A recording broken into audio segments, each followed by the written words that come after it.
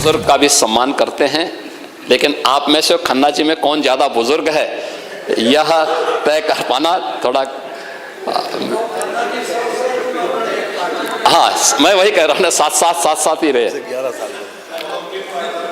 खन्ना जी को अभी नहीं किए, खन्ना जी तो अभी बहुत सक्रिय है। खन्ना जी तो अभी आप चाहें तो उनसे, मैं तो शिवपाल जी से कहूंगा एक बार 500 मीटर की दौड़ में दोनों खड़े हो जाइए।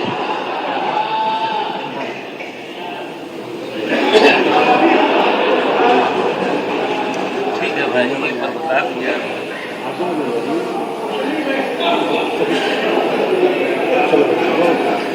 लेकिन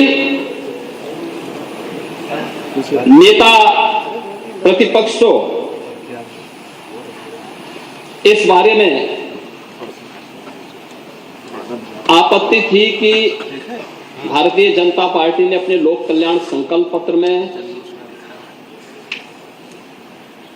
राज्यपाल जी के अभिभाषण में महाकुंभ को वैश्विक स्तर का आयोजन बनाने के लिए क्यों उल्लेख किया और उस प्रकार की व्यवस्थाएं क्यों नहीं की। मैं भौचक हूं, 2013 में आपको वहां जाने नहीं दिया गया था, इस बार आप गए थे।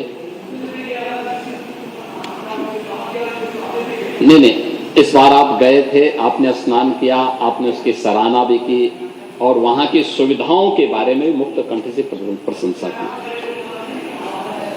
हाँ ठीक है, कोई भी हो, व्यवस्था सरकार की थी, सरकार की व्यवस्था होती है, व्यवस्था सरकार की थी, माध्यम अध्यक्ष ही थे, लेकिन गए और जाकर के आपने उन सुविधाओं की मुक्त कंठ से प्रशंसा की और आपने इस बात को कहा। और जब मैं यहां पे बोल रहा हूं कि महाकुंभ में अगर विश्व स्तरीय सुविधा नहीं होती, अब तक 63 करोड़ से अधिक श्रद्धालु उस महाकुंभ के आयोजन का हिस्सा नहीं थे। अभी 2 दिन के बाद महाशिवरात्रि आएगी, आज 24 है, कल 25 और परसों 26 फरवरी तक मेरा अनुमान है कि जिस प्रकार से देश और दुनिया महाकुंभ के प्रति आकर्षित है, यह 65 करोड़ की संख्या पार होगी। और देश और दुनिया का कौन ऐसा व्यक्ति है, भारत के अंदर अगर हम संख्या को देखें, जनसंख्या को देखते हैं तो 144 करोड़ का भारत है। इसमें सनातन धर्मावलंबियों की संख्या 110 करोड़ है। और आपने कहा कि आप बुद्ध को नहीं मानते, मैं तो भारत के हर महापुरुष को सम्मान देता हूं जिसने भारत के अंदर जन्म लिया है। मैं बुद्ध को ही मानता हूं, जैन को ही मानता हूं, महावीर जैन की परंपरा को, ऋषभ देव से लेकर के महावीर जैन तक की परंपरा को, सभी तीर्थंकरों के प्रति भी सम्मान का भाव रखता हूं। सनातन धर्म के साथ साथ बौद्ध तीर्थ स्थलों का भी पुनरुद्धार और सुंदरीकरण के कार्यक्रम को हम पूरी प्रतिबद्धता के साथ कर रहे हैं।